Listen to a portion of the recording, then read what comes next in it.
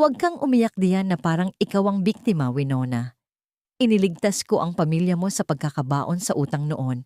Kaya ngayon, oras na para bayaran mo ang utang na loob na iyon. Utang na loob? Ma, may baliw na babaeng yumakap sa asawa ko sa harap ng daan-daang tao at sumigaw na siya ang asawa. Tapos ako pa ang papalabasin ninyong masama at walang utang na loob. Kaya nga gagawa natin ng paraan. Papalabasin nating malayong kamag-anak ni Pablo ang baliw na yon. Isang kawawang kamag-anak na nasisiraan ng bait na inaruga natin. Ikaw ang haharap sa media bukas at magsasabi niyan bilang isang mabuting asawa. Hindi ako magsisinungaling para pagtakpan ng kahihiyan ng pamilyang ito.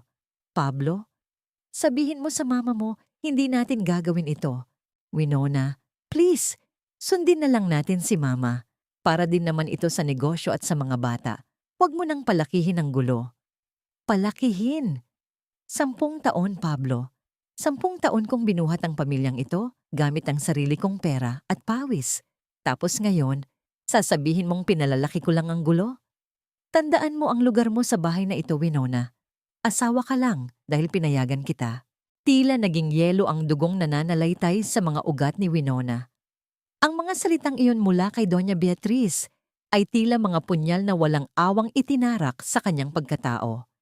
Sa loob ng marangyang library ng mansyon ng mga Kastilyo, ang malamig na hangin mula sa aircon ay hindi hamak na mas mainit kumpara sa mga matang nakatitig sa kanya ngayon. Binalingan niya ng tingin ang kanyang asawa, ang lalaking pinangakuan niya ng walang hanggang pag-ibig sa harap ng altar.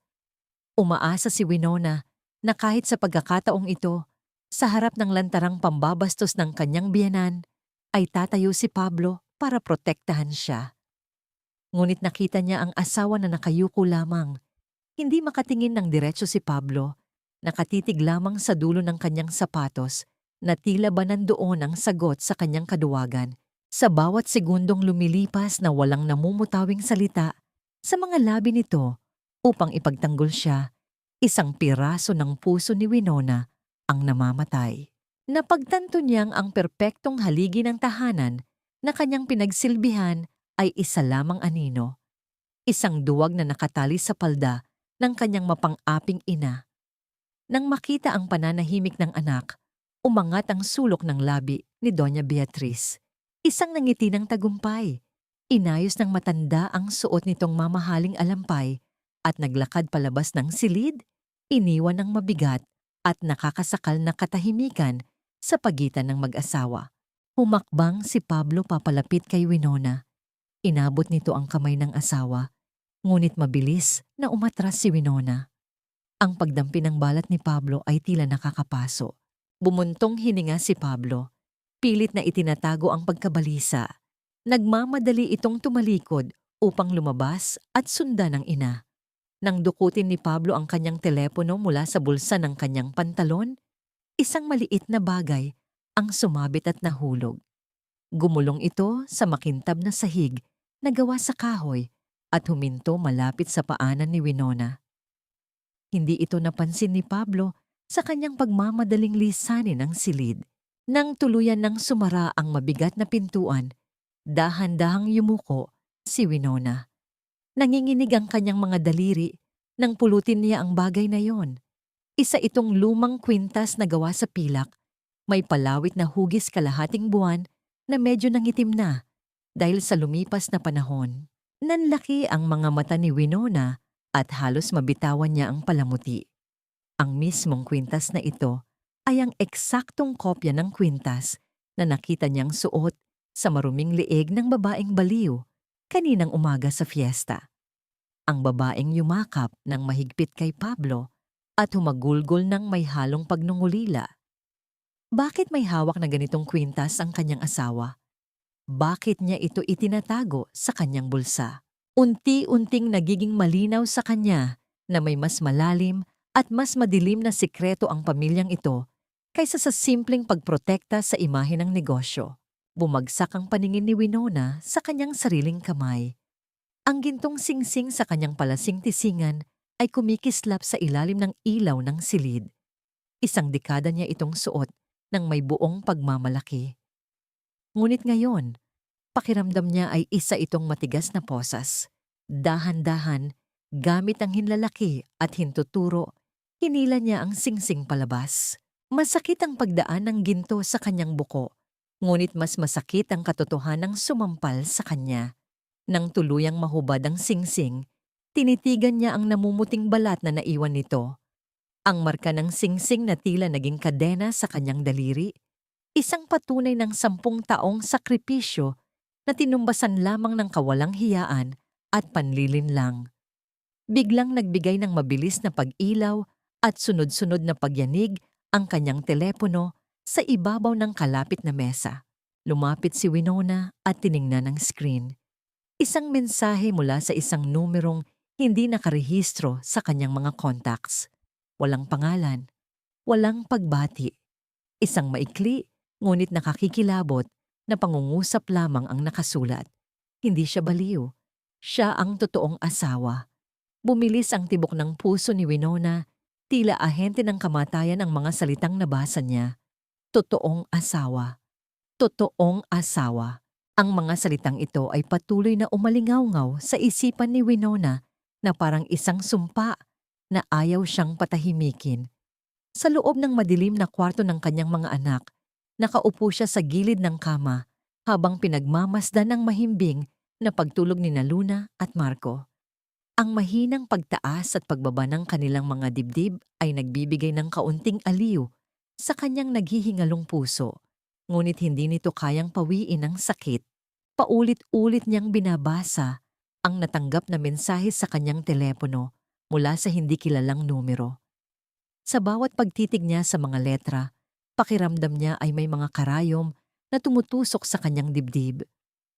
Halos takpan niya ng buong lakas ang kanyang bibig, gamit ang nanginginig na mga kamay upang hindi kumawala ang hikbi na kanina pa nagpupumiglas sa kanyang lalamunan. Ayaw niyang magising ang mga bata.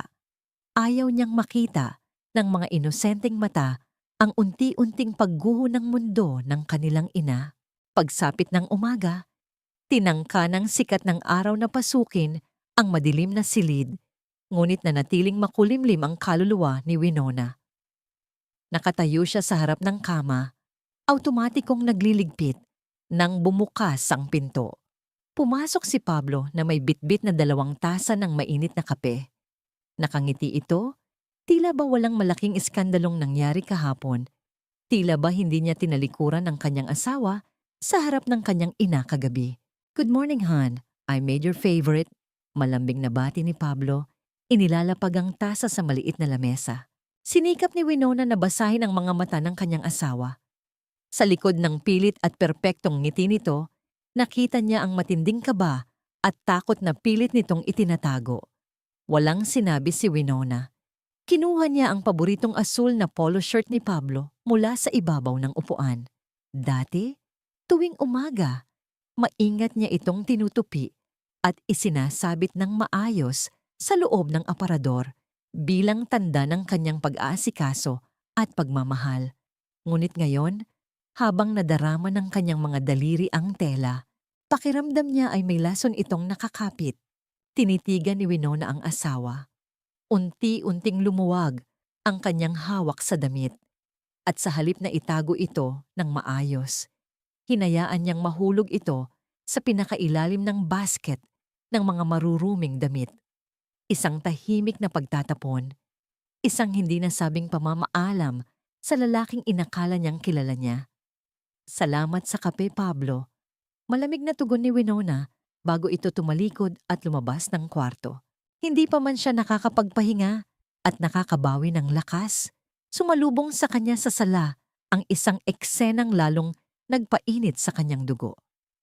Nakaupo si Doña Beatriz sa gitna ng mahabang sofa, mayabang at punong-puno ng awtoridad, habang may 2 lalaking nakapormal na kasuotan na nakatayo sa magkabilang gilid nito. Mga abogado ng kumpanya. Nang makita siya ng matanda, inilapag nito ang isang makapal na dokumento sa ibabaw ng glass table. "Maupo ka, Winona," utos ni Doña Beatriz sa tono ng isang reyna na nakikipag-usap sa isang alipin. Gagawa tayo ng official press release mamaya. Pero bago iyon, kailangan mong pirmahan ito. Isang non-disclosure agreement para sa pamilya. Kumunot ang noo ni Winona, ngunit nanatili siyang nakatayo, nagpapakita ng katatagan. NDA? Para saan, ma? Para pigilan akong magsalita tungkol sa ginawa ninyong pambabastos sa akin? Para protektahan ang negosyo at ang pangalan ng mga Kastilyo na siyang nagpapakain sa iyo at sa mga anak mo. Mariing sagot ng matanda. Matalim ang mga matang nakatingin sa kanya. Pirmahan mo na ito. Huwag ka nang magpabigat pa. Ipapa-admit na natin sa isang malayong pasilidad ang malayong kamag-anak ni Pablo na nag-eskandalo kahapon. Tapos na ang problema. Tiningnan ni Winona ang nakahaing papel. Pagkatapos ay itinaas ang paningin sa matanda. Wala nang takot sa kanyang mga mata. Tanging isang napakalamig na pagtanggi na nagmumula sa isang pusong pagod ng maging martir. Hindi ako pipirma sa kahit anong papel na magbabaon sa katotohanan. Matigas na wika ni Winona. Wala kang utang na loob. Mas marami kayong utang sa akin, ma. At hindi ninyo yon mababayaran ng kahit anong papel. Putol ni Winona sa sasabihin sana ng biyenan. Tinalikuran niya ang mga ito at naglakad patungo sa kanyang sariling opisina sa loob ng bahay. Rinig niya ang galit na pagsinghap ni Doña Beatriz, ngunit hindi siya lumingon. Nang maisara niya ang pinto ng kanyang opisina, kinuha niya agad ang kanyang cellphone. Binuksan niya ang group chat ng mga magulang sa paaralan ni Luna at Marco. Maraming mga malisyosong mensahe, ngunit ang hinahanap niya ay ang litratong palihim na nakuha ng isang tsismosang magulang kahapon. Pinalaki niya ang imahe ng babaeng baliw sa screen. Pinagmasdan niya ang mukha nito. Payat, sugatan, may bahid ng labis na kalungkutan at pangungulila. At higit sa lahat, suot ang kwintas na kapareho ng nahulog mula sa bulsa ni Pablo. Sino ang nagpadala ng anonymous text? Bakit alam nitong hindi baliw ang babaeng ito? Alam ni Winona na hindi siya makakakuha ng totoo mula sa kanyang asawa at lalo na sa kanyang biyenan. Kailangan niya ng sariling mata sa labas ng palasyong ito ng mga sinungaling. Binuksan niya ang pinakailalim na drawer ng kanyang mesa at may kinuha mula sa isang lumang notebook. Isang maliit at tupi-tuping calling card na matagal na niyang itinatago, ngunit hindi kailanman inisip na kakailanganin niya. Isang pribadong investigador. Huminga siya ng malalim upang pakalmahin ang nanginginig na mga kamay bago dahan-dahang pinindot ang mga numero. Matagal na naghintay si Winona habang nakikinig sa mahabang tunog na nagmumula sa kabilang linya. Nang unti-unti na siyang mawalan ng pag-asa, isang malalim at baritonong boses ng lalaki ang sumagot. Kailangan mo na ba ang tulong ko, Mrs. Castillo? Ang boses ng investigador na yon ay tila nagdala ng isang kakaibang pangako, isang mabigat na banta at pag-asa ng katotohanang matagal nang ipinagkakait kay Winona.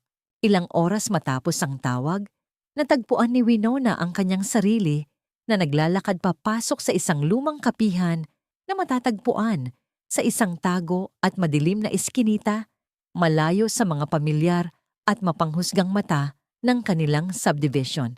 Sa isang sulok na hindi gaanong naaabot ng liwanag, nakaupo si Santiago Reyes. Isa siyang lalaking nagtataglay ng malalalim na mata at balot ng katahimikan. Tila may sariling mga anino ng nakaraan na pilit niyang tinatakasan. Umupo si Winona sa harap nito. Wala nang paligoy-ligoy, agad niyang binuksan ang kanyang bag at inilapag ang isang puting sobre sa ibabaw ng gasgas na mesang kahoy. Dahan-dahan niyang inilabas ang litratong nakuha niya mula sa mga usap-usapan. Ang larawan ng babaeng baliw na nag-iskandalo sa fiesta kahapon. I need your help, Mr. Reyes. Panimula ni Winona. Pinipilit na panatilihing matatag ang kanyang boses kahit pa nagwawala ang kanyang damdamin. May hinala akong may malaking itinatago ang asawa ko at ang biyenan ko. Ang babaeng iyan. Bigla na lang siyang sumulpot kahapon, umiiyak at tinatawag na asawa si Pablo. Pilit nilang pinapalabas na isa siyang malayong kamag-anak na nasisiraan ng bait. But I know it's a lie. I need to know who she really is. Kinuha ni Santiago ang litrato. Ngunit sa pagdampi ng kanyang mga mata sa mukha ng babae sa larawan, isang kakaibang reaksyon ang nasaksihan ni Winona. Unti-unting nawala ang kulay sa mukha ng investigador. Ang kanyang panga ay tumigas, at ang kanyang mga daliri na nakahawak sa gilid ng papel ay bahagyang nanginig. Isang malalim at matinding emosyon ang dumaan sa mga mata nito. Takot, gulat, at isang labis na pangungulila. Tila ba nakakita ito ng multo mula sa isang bangungot na matagal na niyang ibinaon. Hindi ito nakawala sa matalas na paningin ni Winona. Mr. Reyes, are you okay? Kilala mo ba siya? Nag-aalangang tanong ni Winona. Pilit na binabasa ang pagkatao ng lalaking nasa harap niya. Mabilis na napalunok si Santiago at umiwas ng tingin. Ibinaba niya ang litrato at mariing inayos ang kanyang postura. Ibinabalik ang malamig na maskara ng isang propesyonal. Wala ito, Mrs. Castillo. May naalala lang ako. Paos nitong sagot. Huminga ito ng malalim at tumingin ng diretso kay Winona. Tatanggapin ko ang kaso mo. Hahanapin ko ang lahat ng impormasyon tungkol sa babaeng ito at sa asawa mo. How much is your retainer fee? Kinuha ni Winona ang kanyang checkbook. Handang ibigay ang kahit na magkanong halaga, kapalit ng kapayapaan ng kanyang isip. Huwag na. Mabilis na tugon ni Santiago. Itinutulak ng marahan ang checkbook pabalik kay Winona. Tatanggapin ko ito ng walang bayad. Bigyan mo lang ako ng kaunting oras. Kumunot ang noo ni Winona. Sa mundong ginagalawan niya na puno ng mga negosyanteng gahaman sa pera, walang bagay na libre. Ang alok na ito ay nagdulot ng isang panibagong patong ng pagdududa sa kanyang isipan. Bakit tila personal ang kasong ito para sa investigador? Ngunit sa kabila ng kaba, mas nangingibabaw ang kanyang desperasyon. Tango na lamang ang naging isinagot niya. Bago umalis, inabot ni Winona ang tasa ng kape na kanina pa nakatambay sa kanyang harapan. Ininom niya ang malamig at nangangapal na itim na likido. Sumuot ang matinding pait sa kanyang lalamunan, ngunit hindi man lang nangunot ang kanyang noo o nagbago ang kanyang ekspresyon. Mas mapait ang buhay na ginagalawan niya ngayon. Ang kapeng iyon ay parang hamak na patak lamang ng tubig kumpara sa lason ng pagtataksil na inihahain sa kanya araw-araw sa hapagkainan ng mga Kastilyo. Pag-uwi ni Winona sa mansyon, dumaan siya sa pasilyo patungo sa kanilang kwarto. Napansin niyang bahagyang nakaawang ang pinto ng aklatan. Nang sumilip siya, nakita niya si Pablo na nakatayo sa harap ng bukas, nakahadiyero na nakatago sa likod ng isang malaking painting. May hawak itong isang lumang papel na naninilaw na ang mga gilid. Ang mukha ng kanyang asawa ay balot ng matinding takot at pawis. Nang humakbang si Winona at lumikha ng anino sa pinto, mabilis at nanginginig na itinulak ni Pablo ang papel sa loob ng vault at malakas na isinara ito. Pilit itong mangumiti at inayos ang kwelyo ng kanyang damit nang makita si Winona. Hon, nandyan ka pala. I was just checking some old business contracts ni Mama. Utal nitong paliwanag, hindi makatingin ng diretso sa mata ng asawa. Umarte si Winona na tila walang nakita. Nag-aalok ng isang pilit at malamig na ngiti bago nagpatuloy sa paglalakad. Ngunit sa loob-loob niya, nagwawala ang libu-libong katanungan. Ano ang itinatago sa vault na yon na kayang magpaputla sa isang lalaking tulad ni Pablo? Pagsapit ng gabi, habang nag-iisa si Winona sa loob ng banyo at nakatitig sa kanyang sariling refleksyon sa salamin, nagliwanag ang screen ng kanyang telepono sa ibabaw ng lababo. Isang mensahe mula kay Santiago Reyes. May kalakip itong isang malinaw na larawan ng isang formal na dokumento. Nang buksan at palakihin niya ang imahe, tila huminto ang pag-ikot ng mundo ni Winona. Pakiramdam niya ay may isang malaking kamay na sumakal sa kanyang leeg. Ninanakawan siya ng hangin. Isa itong official marriage certificate mula sa ahensya ng gobyerno, PETSA, 12 na ang nakararaan. Ang pangalan ng lalaki ay Pablo Castillo. Ang pangalan ng babae ay Adela Navarro. At sa ilalim nito, nakatatak ang isang malinaw at nakasisilaw na selyong nagpapatunay na ang kasal ay hindi pa kailanman napapawalang bisa. Ang pangalang Adela Navarro na nakasulat sa opisyal na papel ay tila naging isang matalim na patalim na tuwirang humiwa sa buong pagkatao ni Winona. Gumuho ang kanyang mundo habang nakatitig sa maliwanag na screen ng kanyang telepono sa loob ng malamig na banyo. 12 taon. Kasal sila 12 taon na ang nakararaan at kailanman ay hindi ito napawalang bisa. Sa mata ng batas, sa mata ng lipunan na labis na pinapahalagahan ng mga Kastilyo, hindi siya ang lehitimong ginang ng tahanang ito. Isa lamang siyang kabit. Isang anino na ginamit upang punan ang puwang ng isang buhay na asawa. Bumalik sa kanyang gunita ang mga panahong naghihikahos ang kumpanya ng mga Kastilyo kung paano siya niligawan ni Pablo ng may labis na pagsuyo at kung paano siya tinanggap ni Doña Beatriz ng may huwad ng ngiti.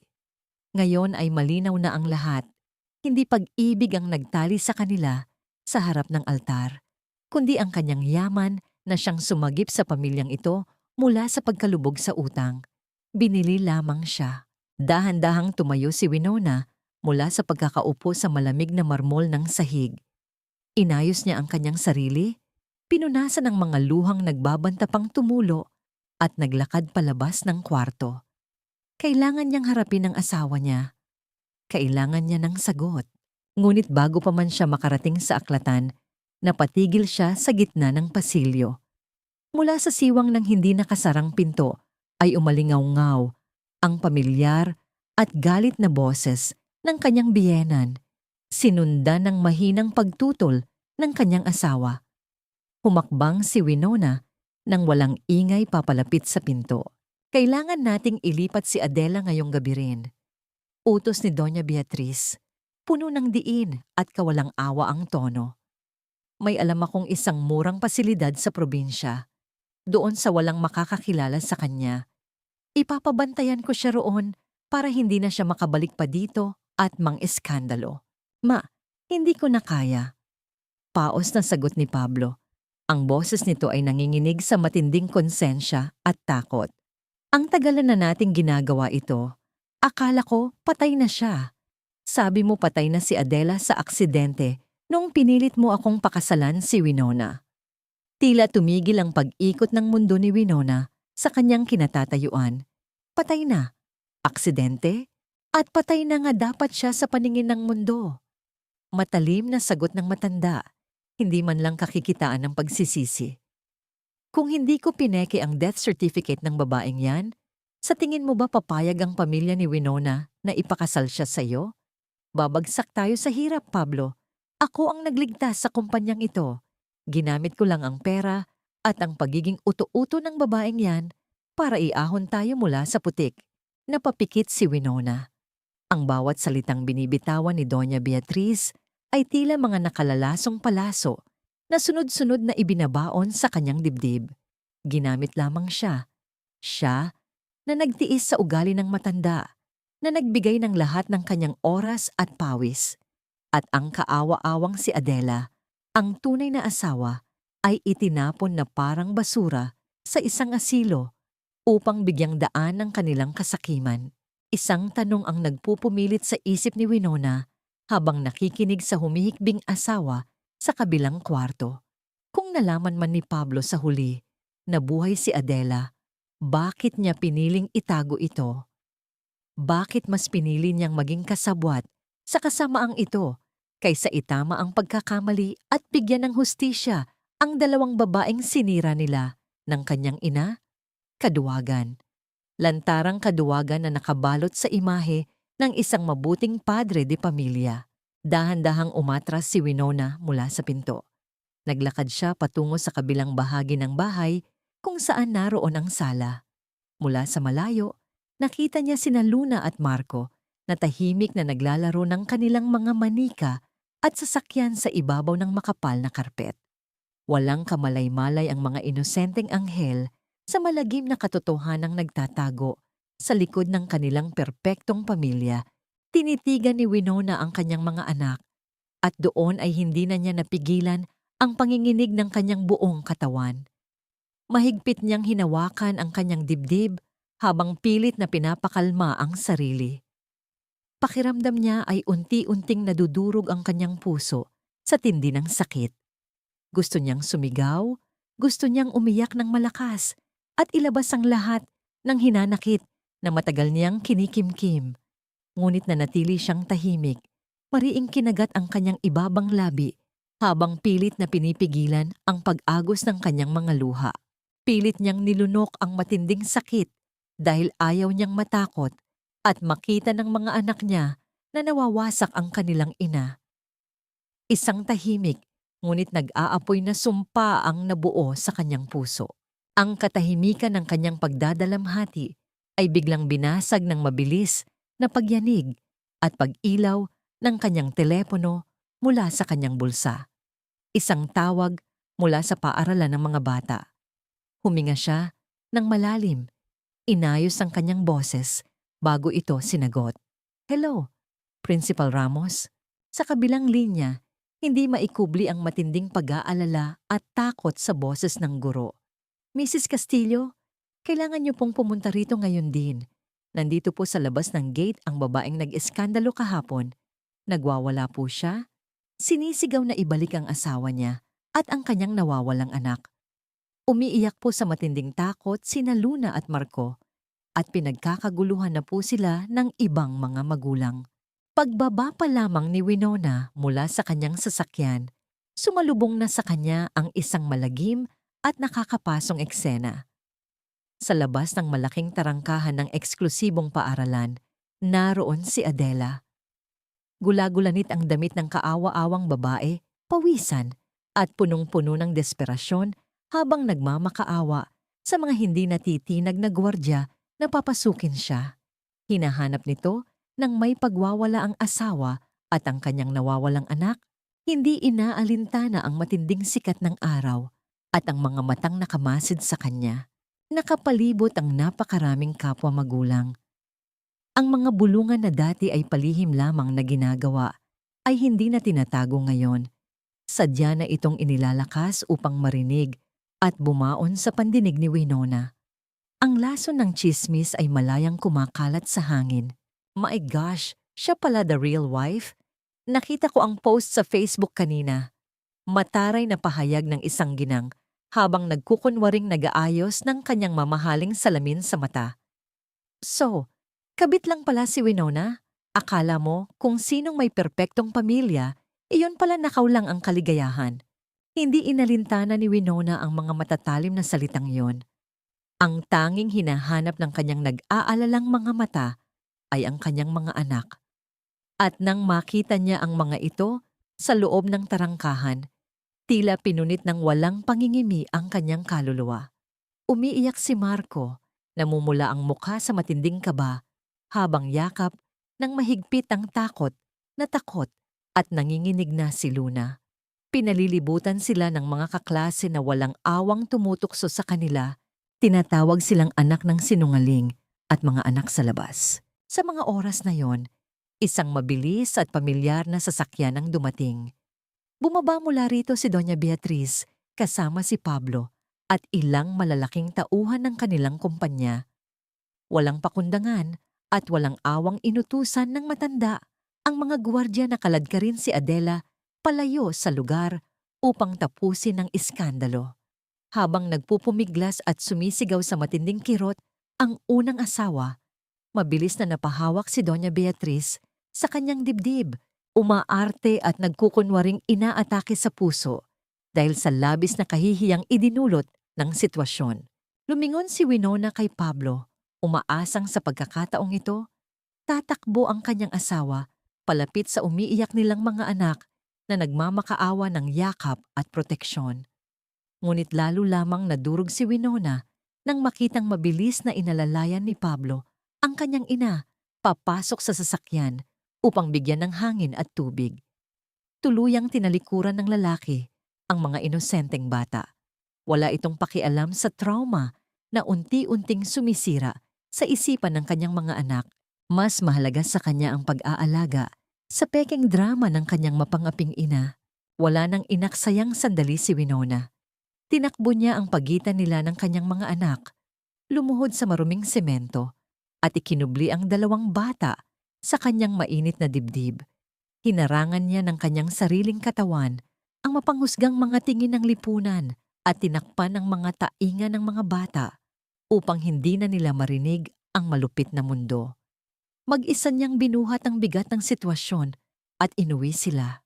Sa loob ng tahimik at malungkot na biyahe pauwi, narinig ni Winona ang basag at maliit na tinig ng kanyang anak na babae mula sa likurang upuan. "Mommy!" Humihikbing tawag ni Luna. Totoo ba ang sinabi nila? Bad ka ba, Mommy? Kabit ka ba? Parang binuhusan ng kumukulong langis ang buong pagkatao ni Winona.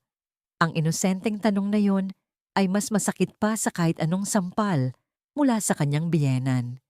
Sa pagkakataong iyon, isang malinaw at nakakapasong katotohanan ang nagising sa kanyang isipan. Ang kanyang pilit na pagtitiis, ang kanyang pagiging martir upang panatilihing buo ang imahe ng kanilang pamilya. Ang siya mismong sumisira at nagbibigay ng matinding pilat sa isipan ng kanyang mga anak. Hindi niya poprotektahan ang mga bata sa pamamagitan ng pananahimik. Pagdating sa bahay, maingat niyang inalalayan ang mga bata na maupo sa isang tabi upang pakalmahin sila. Napansin niya ang sapatos ni Marco na napuno ng alikabok, putik at mga gasgas dahil sa kaguluhan at pagtatabuyan kanina. Kumuha si Winona ng isang basang pamunas, lumuhod sa harap ng kanyang anak at tahimik na nilinis ang maruming sapatos. Sa bawat mariin at maingat na pagdampi ng basahan sa sapatos ng kanyang anak, inilalabas niya ang lahat ng pagngangalit ng kanyang kalooban. Kasama ng mga luhang tahimik na pumapatak at humahalo sa dumi ng sapatos ay ang pagkabuo ng isang matibay na desisyon. Wala nang luha ang sasayangin para sa isang duwag na asawa. Wala nang paggalang na ibibigay para sa isang halimaw na biyenan. Kung kailangan niyang kalabanin ang buong mundo para iligtas ang mga anak niya at ituwid ang hustisya para sa isang kaawa-awang babae, gagawin niya. Ngunit bago pa man niya mayakap ng buo ang kanyang bagong tatag na lakas, napansin niya ang isang kakaibang tanawin nang iangat niya ang kanyang paningin patungo sa sala. Nakahanay sa gitna ng malawak na espasyo ang ilang malalaking maleta na pamilyar sa kanya. Sa dulo ng hagdanan, nakatayo si Doña Beatriz na himalang nakabawi agad mula sa kunwaring atake sa puso, kasama si Pablo na nakayuko at hindi makatingin ng diretsyo. "Mabuti at nandito na kayo," malamig at matapobring utos ng matanda. "Ihanda mo na ang mga natitira ninyong gamit. Pinaayos na ni Pablo ang rest house natin sa probinsya. Doon muna kayo ng mga bata magtatago habang nililinis ko ang kalat na dinala mo sa pamilyang ito." Sa harap ng mga mapanghusgang mata ni Doña Beatriz at ang nakayukong si Pablo, pumayag si Winona sa lahat ng gusto nilang mangyari. Tahimik siyang tumango habang inaayos ang mga bagahe. Isang pagpapanggap na naging huling kalasag ng kanyang mga plano. Hinayaan niyang isipin ng kanyang biyenan na tuluyan na siyang sumuko at magiging sunod-sunuran na lamang. Ngunit nang makalayo ang magarang sasakyan ng mga Kastilyo, hindi ang daan patungo sa rest house ang tinahak ni Winona. Iniwan niya pansamantala ang mga bata sa isang pinagkakatiwalaang matalik na kaibigan at maingat na sinundan ang lihim na direksyon na ipinadala ni Santiago Reyes sa kanyang telepono. Ang lugar na tinungo niya ay matatagpuan sa liblib at nakatagong bahagi ng probinsya. Wala itong bakas ng isang disenteng paggamutan. Isa itong abandonado at tila nabubulok na pasilidad na pinalilibutan ng matataas na pader at amoy ng kalawang at panis na pagkain. Ginamit ni Winona ang kanyang pera upang mabilis na malagpasan ng walang pakialam na gwardiya sa tarangkahan at naglakad siya sa loob ng mahaba at madilim na pasilyo na puno ng pighati. Sa dulo ng koridor, sa loob ng isang maliit na selda, na pinaghihiwalay ng makakapal na rihas na bakal, natagpuan niya si Adela. Nakaupo ang unang asawa sa malamig at maruming semento, nakayakap sa kanyang mga tuhod habang nakatingin sa kawalan. Wala na ang babaeng nagwawala sa labas ng eskwelahan. Ang nasa harap ni Winona ngayon ay tila isang sirang manyika na itinapon at ikinulong sa dilim matapos pagsawaan. Adela! Mahina at puno ng pag-iingat na tawag ni Winona. Lumingon ang kaawa-awang babae. Sa isang saglit ng malinaw na pag-iisip, wala itong ipinakitang galit sa ginang na kumuha ng pwesto niya sa buhay ni Pablo. Nanginginig ang mga maruruming daliri ni Adela nang dukutin nito ang isang lukot at kupas na papel mula sa bulsa ng kanyang manipis na damit. Lumapit siya sa rehas at iniabot ito kay Winona. Kinuha ito ni Winona at itinapat sa kaunting liwanag na nagmumula sa bintana. Isa itong lumang ultrasound picture, ang larawan ng isang munting buhay na nag-uumpisa pa lamang hubugin sa loob ng sinapupunan. Buntis ako, bago mangyari ang bangga. Paos at basag na bulong ni Adela, kasabay ng sunod-sunod na pagpatak ng mga luha mula sa kanyang naglalalim na mga mata. Kinuha nila ang asawa ko at namatay ang anak ko dahil hindi nila ako ipinagamot ng maayos. Tila tumigil ang daloy ng dugo sa katawan ni Winona at kinilabutan ang kanyang buong pagkatao. Sa pagkakataong ito, malinaw na sa kanya kung sino ang tunay na kalaban. Ang halimaw na laging nakangiti nang may pagmamalaki tuwing hapunan sa mansyon ay hindi lang ninakawan ng asawa at kinabukasan ang kaawa-awang babaeng ito.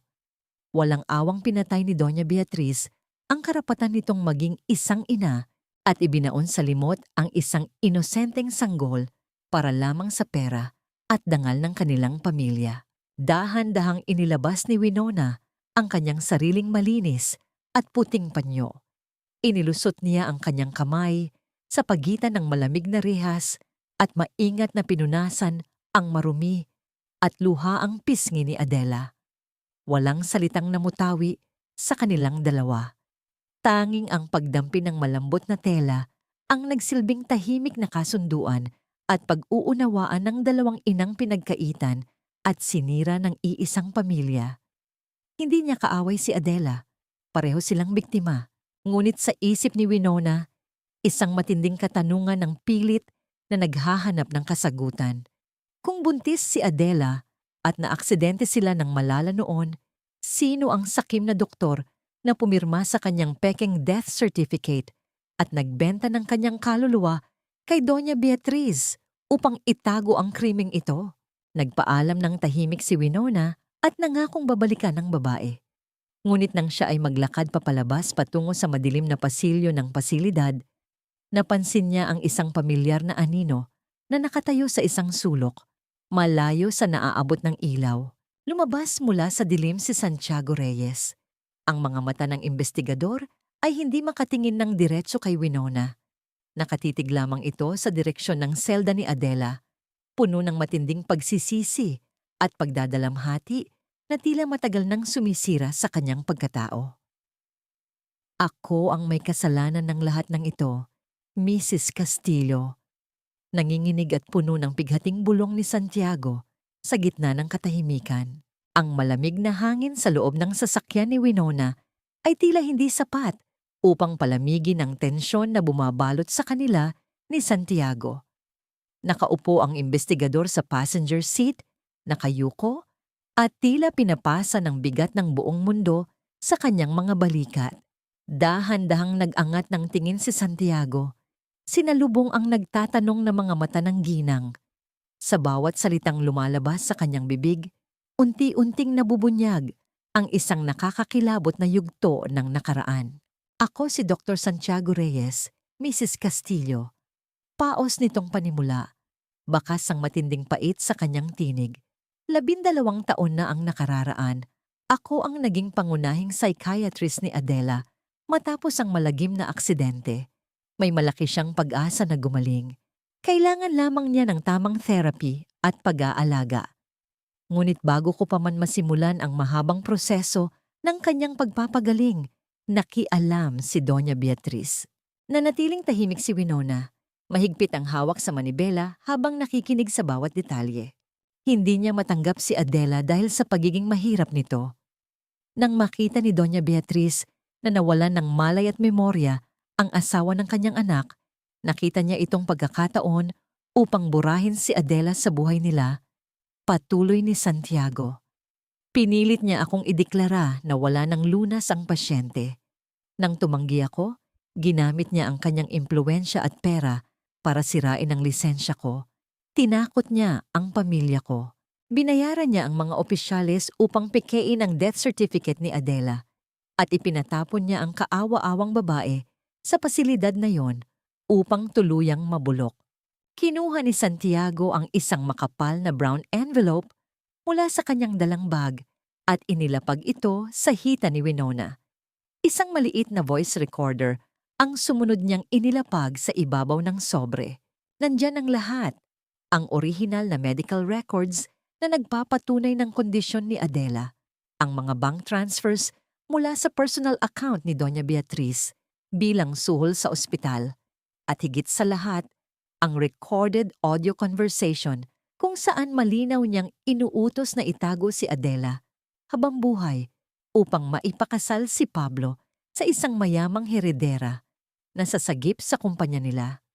Ikaw iyon, Mrs. Castillo. Tinitigan ni Winona ang mga ebidensyang matagal nang ipinagkait sa kanya. Wala nang luha na namuo sa kanyang mga mata. Sa halip na matinding pag-iyak, isang nakapangingilabot na katahimikan ang bumalot sa kanyang puso. Ang kalungkutan at pagiging biktima ay ganap nang naglaho, napalitan ng isang malinaw at malamig na kaisipan ng isang mandirigma. Ang pag-ibig niya kay Pablo ay tuluyan ng pumanaw sa mismong sandaling iyon. Pagkabalik sa mansyon, naabutan niya si Pablo sa loob ng aklatan. Akala ng lalaki ay galing lamang si Winona sa pag-aayos ng kanilang mga gamit bago sila tuluyang lumipat sa rest house. Nang makita siya nito, mabilis na lumapit si Pablo at ikinulong siya sa isang mahigpit na yakap. "I'm sorry, Hon," malambing na ngunit nanginginig na bulong ni Pablo habang nakabaon ang mukha sa balikat ni Winona. "Alam kong nahihirapan ka, pero magtiwala ka lang sa amin ni Mama. Aayusin natin ito paglipas ng bagyo. Babalik din sa normal ang lahat." Dati, ang yakap na ito ang nagbibigay sa kanya ng kapayapaan at lakas. Ngunit ngayon, pakiramdam ni Winona ay nakapulupot sa kanyang katawan ang isang malaking ahas.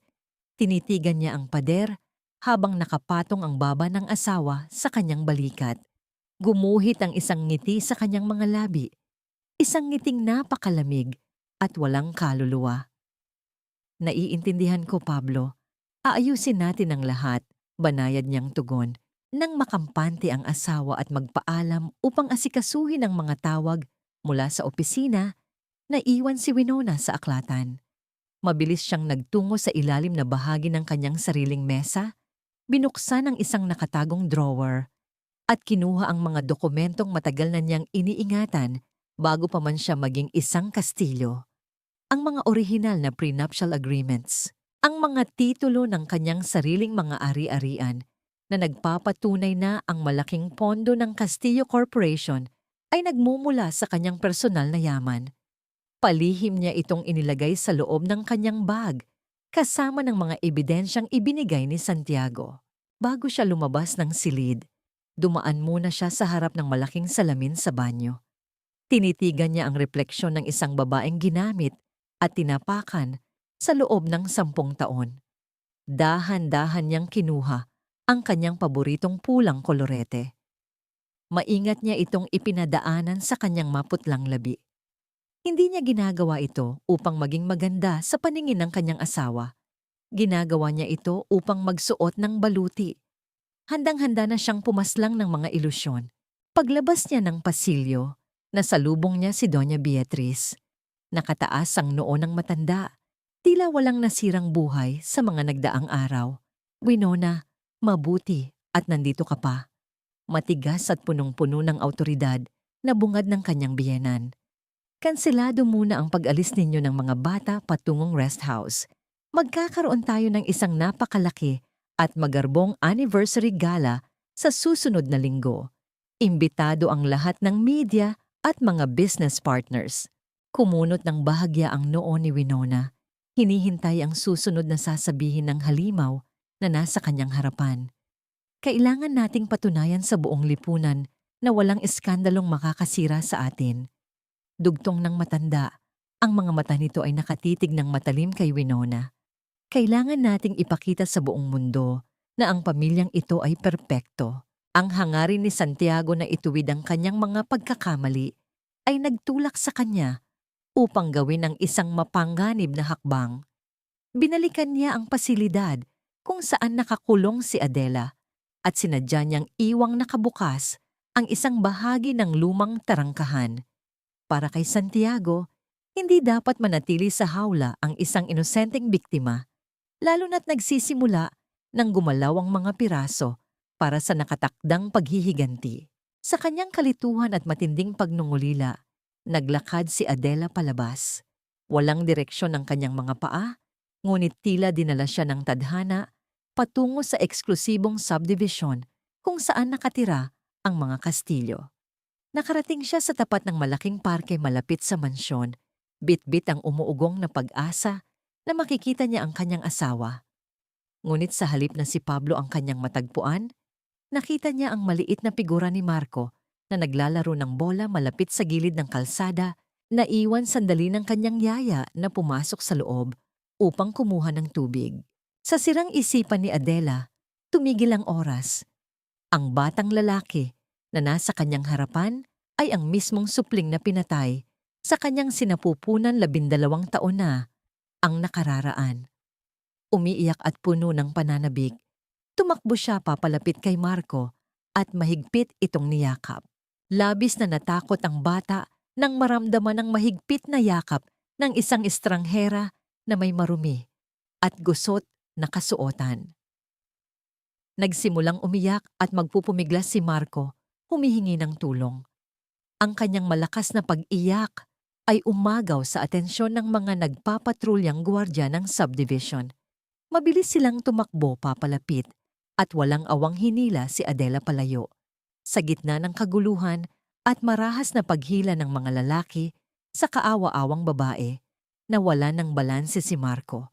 Umalingaw-ngaw ang nakapangingilabot na pagtama ng maliit na ulo ng bata sa matigas na gilid ng semento. Tumigil ang mundo. Ang bardeng damuhan ay mabilis na namantsahan ng sariwang dugo. Pagdating ni Winona sa ospital, pakiramdam niya ay hinihiwalay ang kanyang kaluluwa sa kanyang katawan. Nanginginig ang kanyang mga tuhod habang tumatakbo sa mahabang pasilyo patungo sa emergency room. Ang laylayan ng kanyang damit ay may bahid pa ng dugo ng kanyang anak nang buhatin niya ito kanina patungo sa ambulansya. Wala siyang ibang naiisip kundi ang kaligtasan ni Marco. Kung may mangyayaring masama sa kanyang anak, hindi niya mapapatawad ang kanyang sarili.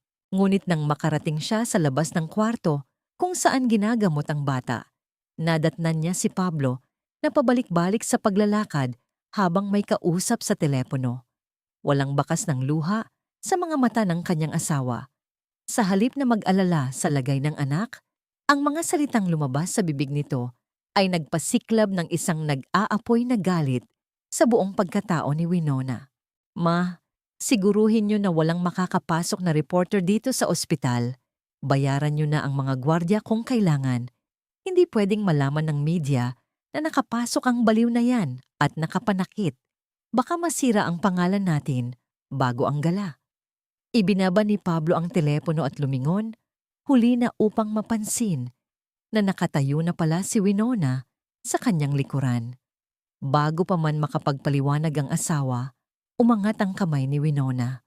Bumakas ang palad ni Winona sa pisngi ni Pablo, isang sampal na nagdala ng buong bigat ng 10 taong panlilinlang, kapabayaan at kawalang hiyaan.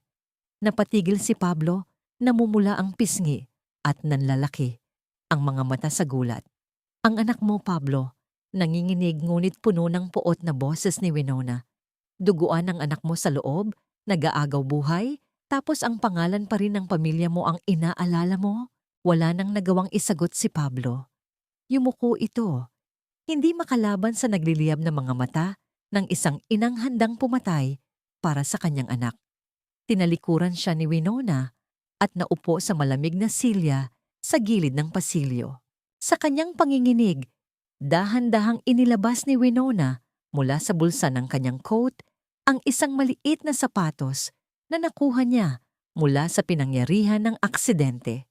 May bahid ito ng natuyong dugo ni Marco. Mahigpit niyang niyakap ang maliit na bagay na yon sa kanyang dibdib. Isinubsob ang kanyang mukha rito at hinayaan ang kanyang mga luhang tahimik na pumatak. Hindi ito luha ng pagiging mahina. Ito ay luha ng pamamaalam sa huling hibla ng pagiging martir. Sino ang papanagutin niya sa nangyari? Ang kaawa-awang babae na ninakawan ng katinuan? O ang pamilyang may kagagawa ng lahat ng paninirang ito? Matapos ang isang oras na tila katumbas ng isang dekada, lumabas ang doktor. Huminga ito ng malalim at nagbigay ng isang tipid ng ngiti. Ipinapahayag na ligtas na si Marco at kailangan na lamang itong obserbahan dahil sa mild concussion. Parang may malaking bato na naalis sa dibdib ni Winona. Tumayo siya. Pinunasan ng mga natitirang luha sa kanyang pisngi at tinitigan ang kanyang telepono. Ang kahinaan niya bilang isang ina ay ganap nang nagpalit anyo tungo sa malamig na paghahanda. Pinindot niya ang numero ng kanyang personal na abogado. Walang pag-aalinlangan, walang takot. Attorney, matigas at buong boses na utos ni Winona sa kabilang linya. Ihanda niyo na ang lahat ng papeles. Susunugin ko ang palasyo nila sa araw ng kanilang gala. Sa loob ng tahimik na kwarto ng ospital, tanging ang mahinang pag-angat at pagbaba ng dibdib ni Marco ang nagbibigay ng kapayapaan sa isip ni Winona. Madaling araw na, ngunit hindi dinalaw ng antok ang ginang. Sa kabilang sulok ng silid, mahimbing na natutulog si Pablo sa ibabaw ng sopa, walang kamalay-malay sa bagyong tahimik na namumuo sa kanyang sariling tahanan. Nakatitig si Winona sa maliwanag na screen ng kanyang laptop. Sa bawat pagdampi ng kanyang mga daliri sa teklado, unti-unti niyang binabawi ang lahat ng ipinahiram niyang buhay sa pamilya Castillo, gamit ang orihinal na prenuptial agreement na naghihiwalay ng kanilang mga ari-arian at ang mga legal na dokumentong inihanda ng kanyang abogado. Inilipat niya ang lahat ng kanyang pondo mula sa joint accounts pabalik sa kanyang sariling pangalan. Binawi niya ang kanyang mga shares na siyang nagpapatakbo sa Castillo Corporation. Hinayaan niyang masaid ang kaban ng pamilyang umubos sa kanyang pagkatao. Walang bahid ng konsensya sa kanyang mga mata, tanging isang malamig at kalkuladong determinasyon. Kinabukasan, bumukas ang pinto ng kwarto. Inaasahan ni Winona na titingnan ng pumasok ang kalagayan ng kanyang anak, ngunit hindi man lang tinapunan ng tingin ni Doña Beatriz, ang apo nitong may benda pa sa ulo. Dire-diretsong lumapit ang matanda kay Winona at inilapag ang isang mahaba at pelos na kahon sa ibabaw ng mesa. Isuot mo yan bukas sa ating anniversary gala. Malamig na utos ng kanyang biyenan. Kailangan nating ipakita sa media at sa mga investors na matibay ang pamilya natin.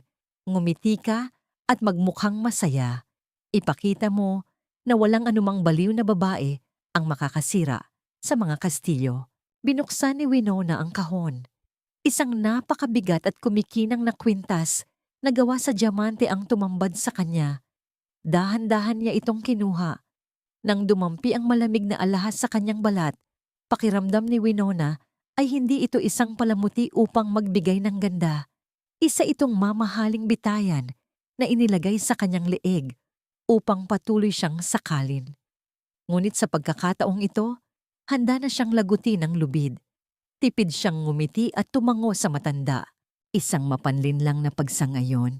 Pagkaalis ni Doña Beatriz, palihim na lumabas si Winona ng ospital upang harapin ang isa pang mahalagang bahagi ng kanyang plano. Nagtungo siya sa presinto kung saan pansamantalang nakadetain si Adela matapos ang insidente. Inaasahan ng mga pulis na magsasampa siya ng patong-patong na kaso upang ikulong ng tuluyan ang babae, tulad ng nais ni Pablo. Ngunit sa halip na pumirma sa kasulatan ng reklamo, binayaran ni Winona ang piyansa. Ginamit niya ang kanyang sariling pera upang ilipat si Adela sa isang pribado, malinis at maayos na mental health facility. Nang makita niya ang unang asawa na payapang natutulog sa isang malambot na kama, may maayos na damit at inaalagaan ng mga tunay na doktor, nakaramdam si Winona ng kakaibang ginhawa. Hindi niya sisirain ang isang inosente para lamang makaganti. Ang kanyang digmaan ay para sa katotohanan, hindi para sa poot na walang pinipili. Sa labas ng pasilidad na yon, naghihintay si Santiago. Nagpalitan sila ng makahulugang tingin. Ibinigay ng investigador ang isang maliit na memory drive na naglalaman ng nakakakilabot na pag-uusap ni Doña Beatriz. Handa na ang lahat para sa malaking gabi. Pagsapit ng kinabukasan, abala ang buong mansyon. Nakatayo si Winona sa harap ng malaking salamin sa kanilang kwarto. Suot ang isang eleganteng itim na gown na sumisimbolo sa pagluluksa ng kanyang nakaraan. Isinuot niya ang diamanteng kwintas na ibinigay ng kanyang biyenan at kinulayan ng matingkad na pula ang kanyang mga labi. Lumapit si Pablo mula sa kanyang likuran. Maingat na inaayos ang kurbata ng kanyang mamahaling suwit. Ipinatong ng lalaki ang mga kamay nito sa balikat ni Winona at tinitigan siya sa salamin. Ang ganda mo ngayon, mahal. Malambing na bulong ni Pablo, puno ng pagmamalaki at ilusyon ng isang perpektong pagsasama. Hindi kumurap si Winona. Tinitigan niya ang lalaking sumira sa kanyang tiwala, bago tahimik na sumagot sa kanyang isipan. Mas maganda ang katotohanan. Ilang oras ang lumipas, dumating sila sa grand ballroom ng isang sikat na hotel. Ang buong paligid ay nababalot ng ginto, nag-uumapaw sa mamahaling bulaklak at pinupuno ng mga kilalang tao sa lipunan, mga negosyante at napakaraming mamamahayag. Nakangiti si Doña Beatriz sa gitna ng entablado, nag-aanyaya ng palakpak at paghanga mula sa lahat. Siya ang reyna ng kanyang sariling kasinungalingan. Sa kalagitnaan ng programa, humawak sa mikropono ang matanda. Ang boses nito ay matunog at puno ng pagmamayabang. Upang ibahagi ang sikreto ng matibay na pundasyon ng pamilya Castillo, tinatawagan ko rito sa entablado ang aking manugang, ang haligi ng aming tahanan, si Winona Castillo. Bumaling ang lahat ng atensyon kay Winona. Tumayo siya ng may buong dignidad. Sa bawat hakbang niya paakyat ng entablado, sinalubong siya ng nakakasilaw na ilaw ng mga kamera at masigabong palakpakan. Ngunit hindi alam ng mga taong nakangiti sa kanya na ang babaeng naglalakad patungo sa mikropono ay hindi na isang sunod-sunuran na asawa, kundi ang mismong bagyo na wawasak sa palasyo ng mga Castillo. Nakatayo si Winona sa gitna ng entablado, pinalilibutan ng nakasisilaw na liwanag ng mga spotlight na tila sumusuri sa bawat hibla ng kanyang pagkatao. Sa harap niya, ang ballroom ay punong-puno ng mga taong mayayaman, makapangyarihan, at mga mamamahayag na handang kumuha ng bawat anggulo ng perpektong pamilya Castillo. Nararamdaman niya ang titig ni Doña Beatriz mula sa gilid, isang titig na puno ng babala at pagmamalaki. Huminga ng malalim si Winona at inayos ang mikropono. Ang tunog ng kanyang paghinga ay umalingaw-ngaw sa buong silid na nagdulot ng biglaang katahimikan. Magandang gabi sa inyong lahat, panimula niya. Ang kanyang boses ay malumanay, ngunit may talim na hindi maikakaila. Ngayong gabi, ipinagdiriwang natin ang 10 taon ng aking pagsasama sa pamilya Castillo. Marami ang nagtatanong, ano nga ba ang sikreto ng isang matibay na pundasyon? Akala ko noon, ito ay ang pagtitiis, ang pananahimik, at ang sakripisyo. Ngunit natutunan ko na ang isang pamilyang itinayo sa ibabaw ng mga kasinungalingan ay parang isang palasyong gawa sa baraha. Isang ihip lang, guguho ang lahat. Nagkaroon ng bulungan sa mga bisita. Bahagyang kumunot ang noo ni Pablo na nakatayo malapit sa entablado, habang si Doña Beatriz ay nagsimula ng mabalisa. Sa isang sulok ng ballroom, nakita ni Winona ang bahagyang pagtango ni Santiago Reyes. Iyon na ang hudyat. Biglang namatay ang mga ilaw sa ballroom at nagliwanag ang dambuhalang screen sa likuran ni Winona. Ngunit sa halip na ang nakasanayang video ng mga masasayang alaala ng pamilya, bumungad ang mga malilinaw na dokumento. Ang unang lumabas ay ang orihinal na marriage certificate ni na Pablo Castillo at Adela Navarro. Sinundan ito ng mga litrato ng medical records ni Adela at ang nakapanlulumong pekeng death certificate na may pirma at selyong peke. Isang malakas at sabay-sabay na pagsinghap ng gulat ang nagmula sa mga manonood. Ang mga flash ng kamera ay nagsimulang kumislap ng sunod-sunod. Tila mga kidlat na tumatama sa reputasyon ng mga Castillo. Ano ito? Patayin niyo iyan. Ngayon din! Sigaw ni Doña Beatriz. Ang kanyang boses ay puno ng panginginig at galit. Sinubukan niyang sumugod sa mga technician, ngunit huli na ang lahat. Umalingaw-ngaw sa buong ballroom ang isang audio recording. Ito ang boses ni Doña Beatriz, malinaw at walang bahid ng pag-aalinlangan. Bayaran mo ang doktor. Siguraduhin mong hindi na lalabas ang babaeng yan. Patay na siya sa paningin ni Pablo at patay na siya sa paningin ng mundo. Kailangan natin ang yaman ni Winona para isalba ang kumpanya. Ang katahimikan sa ballroom ay napalitan ng malakas na hiyawan at usap-usapan. Ang mga taong kanina lang ay humahanga kay Doña Beatriz ay tinitingnan na siya ngayon nang may labis na pagkasuklam. Lumapit si Pablo sa entablado, namumutla at nanginginig ang buong katawan. Winona, please, tumigil ka na. Pag-usapan natin ito sa bahay. Nakiusap si Pablo. Tinangkang hawakan ang kamay ng asawa. Ngunit mabilis na iniwas ni Winona ang kanyang kamay. Tila ba diring-diri sa pagdampi ng balat ng lalaking naging kasabwat sa panluloko sa kanya. Huwag mo akong hahawakan, Pablo. Tapos na ang pag-uusap natin 10 taon na ang nakararaan noong hinayaan mong maging biktima tayo ng sarili mong ina.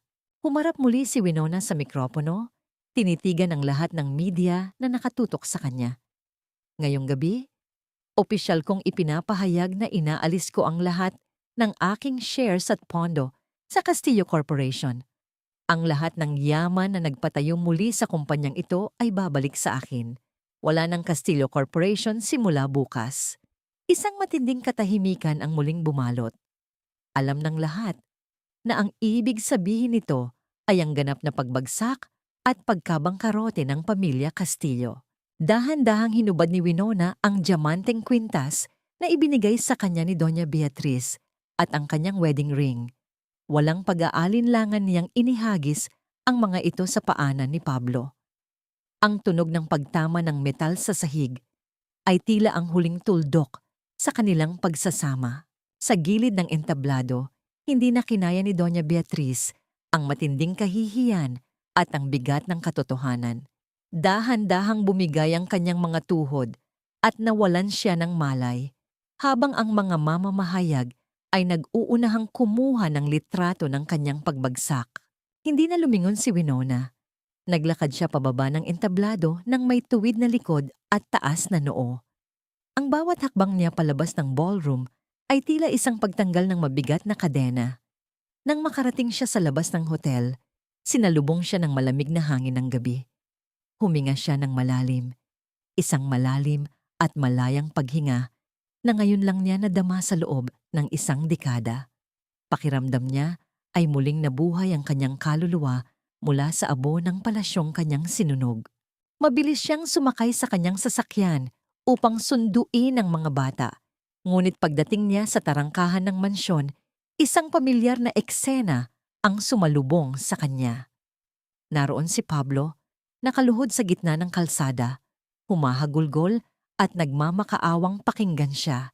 Sa likuran ni Pablo, nakaparada ang 2 sasakyan ng pulis na may umiikot na ilaw na kulay pula at asul.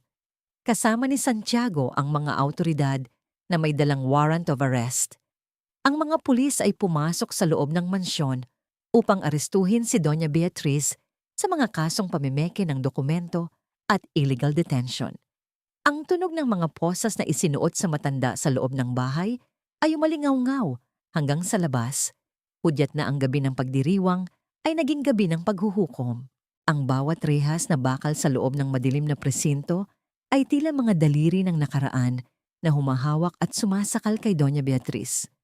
Sa loob ng maliit na selda, hindi matatagpuan ang dating mapagmataas na reyna ng pamilya Castillo.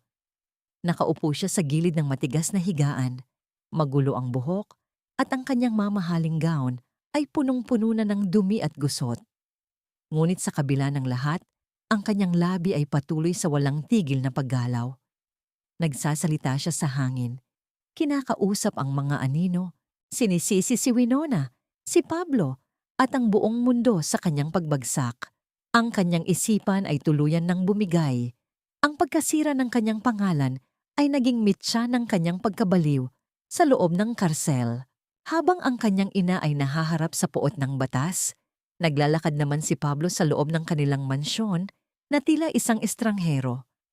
Ang bawat hakbang niya ay lumilikha ng isang malungkot at mahabang alingawngaw sa malawak na pasilyo. Wala na ang masayang ingay ni Luna at Marco.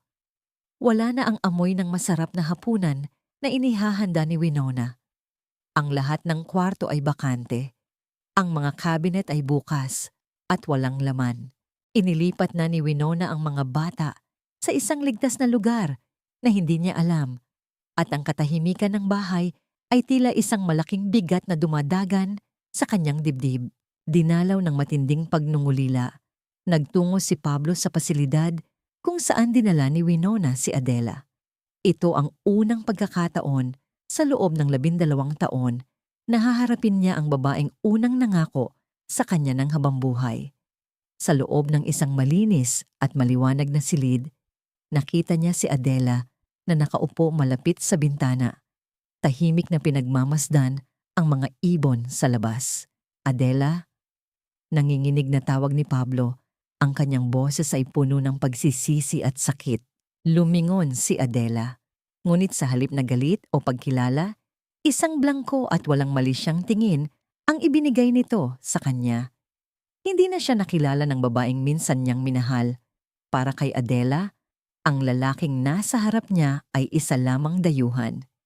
Ang masakit na katotohanan ito ay tila isang palakol na tumama sa puso ni Pablo. Habang papaalis, napansin ni Pablo ang isang folder sa mesa ng nurse. Nakita niya ang mga resibo at medical records. Ang lahat ng bayad para sa pinakamahusay na gamot at pag-aalaga ni Adela ay galing sa personal na pondo ni Winona. Napaupo si Pablo sa silya ng lobby. Itinakip ang kanyang mga palad sa kanyang mukha at doon ay humagulgol ng walang tunog. Napagtanto niya ang lawak ng kabutihan ng asawang paulit-ulit niyang sinira ang tiwala. Habang siya ay naging duwag at nagbulag-bulagan, ang babaeng itinuring nilang kaaway ang siyang nagbigay ng dangal at pagkakataon sa babaeng ninakawan nila ng buhay. Ang kanyang kasalanan ay hindi lang ang pagsisinungaling, kundi ang paghayaan sa kanyang ina na tapakan ng pagkatao ng 2 dakilang babae. Sa gitna ng dilim ng ospital, naramdaman ni Pablo ang ganap na pagkawala ng lahat ng bagay na mahalaga sa kanya. Ilang araw ang lumipas, isang puting sobre ang dumating sa opisina ni Winona. Sa loob nito ay ang mga dokumento para sa nullity of marriage. Walang reklamo, walang kondisyon. Ang pirma ni Pablo ay malinaw na nakasulat sa ibaba, nanginginig, ngunit naroon. Kasama nito ang isang maliit na piraso ng papel na may sulat kamay ng lalaki. Ito na lang ang tanging magagawa ko para protektahan ka mula sa akin at sa pamilyang ito. Malaya ka na, Winona. Sana isang araw, mapatawad mo ang isang duwag na tulad ko. Ang sikat ng araw na tumatama sa mga haligi ng gusali ng korte ay tila mas maliwanag at mas payapa sa paningin ni Winona sa umagang yon.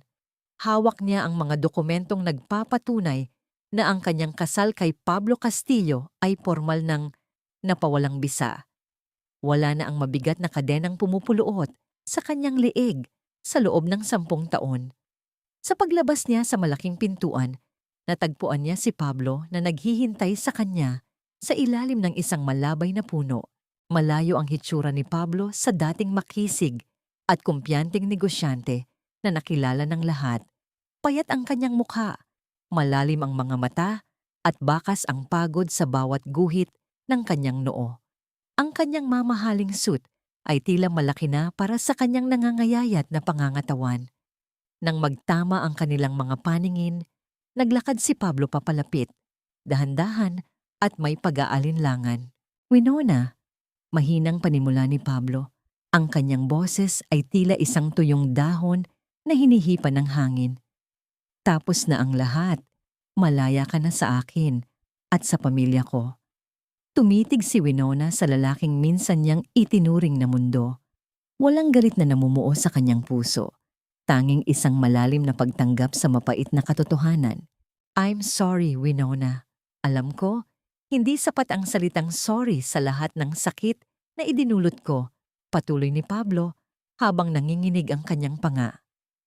"Ang pinakamalaking pagkakamali ko ay ang pagiging duwag ko. Naging duwag ako bilang lalaki, bilang asawa, at bilang ama. Hindi ako hihingi ng kapatawaran sa iyo ngayon dahil alam kong hindi ko pa yun deserve.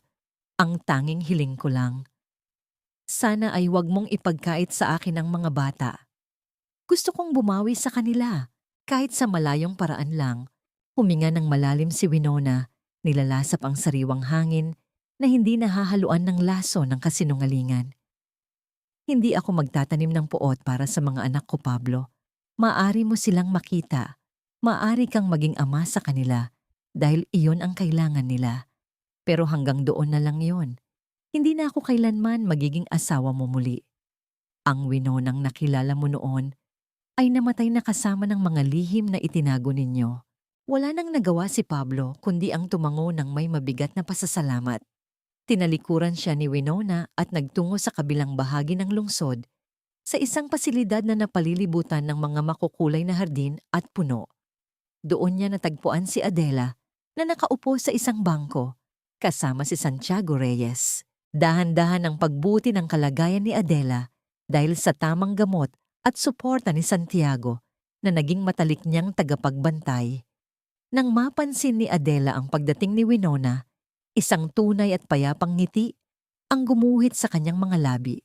Lumapit si Winona at hinawakan ang kamay ng babaeng dati ay itinuring na baliw, ngunit ngayon ay simbolo ng kanyang sariling paglaya. "Salamat," mahinang bulong ni Adela, isang salitang puno ng katinuan at pasasalamat. Nang sumapit ang hapon, umuwi si Winona sa kanyang sariling bahay, isang bahay na binili niya gamit ang sarili niyang pinaghirapan, malayo sa mansyon ng mga Kastilyo. Pagpasok pa lamang niya sa pintuan, sinalubong siya ng mahigpit na yakap ni Luna at Marco. Ang init ng kanilang mga bisig ay tila ang huling gamot na nagpagaling sa lahat ng kanyang mga sugat. Sa ibabaw ng maliit na lamesa, may nakahandang isang maliit na chocolate cake. Isang kandila lamang ang nakatusok dito. "Para saan ang cake, Mommy? Birthday po ba?" tanong ni Marco nang may kuryosidad. Ngumiti si Winona, isang nangiting nagmumula sa kaibuturan ng kanyang kaluluwa. "Hindi ito para sa birthday, anak. Para ito sa ating bagong simula." Sabay-sabay na huminga ng malalim ang tatlo. Sa gitna ng katahimikan ng kanilang bagong tahanan, hinipan nila ang kandila. Ang usok na nagmula sa napatay na apoy ay dahan-dahang paitaas na nawala. Tila sumisimbolo sa mga alaala ng sakit na tuluyan ng nilisan ng kanilang buhay. Sa unang pagkakataon sa loob ng 10 taon, ipinikit ni Winona ang kanyang mga mata at nakahinga siya ng maluwag. Damang-dama ang kapayapaang matagal niyang ipinaglaban. 3 taon ang mabilis na lumipas, na tila mga dahon na tinangay ng hanging amihan patungo sa isang bagong dalampasigan. Ang bawat segundo ng nakaraang panahon ay naging bahagi ng isang mahaba at masusing proseso ng paghilom para kay Winona. Sa kasalukuyan, nakatayo siya sa loob ng isang malawak at maliwanag na silid sa gitna ng kanyang sariling education center sa Manila. Wala na ang anino ng pag-aalinlangan sa kanyang mga mata. Ang babaeng nakatitig sa bintana ay isang matagumpay na lider na hindi na kailangan pang magtago sa likod ng isang huwad na apelyido para lamang kilalanin ng lipunan. Ang kanyang kaligayahan ay hindi na nakadepende sa isang perpektong larawan ng pamilya na ipinipilit sa kanya ng iba.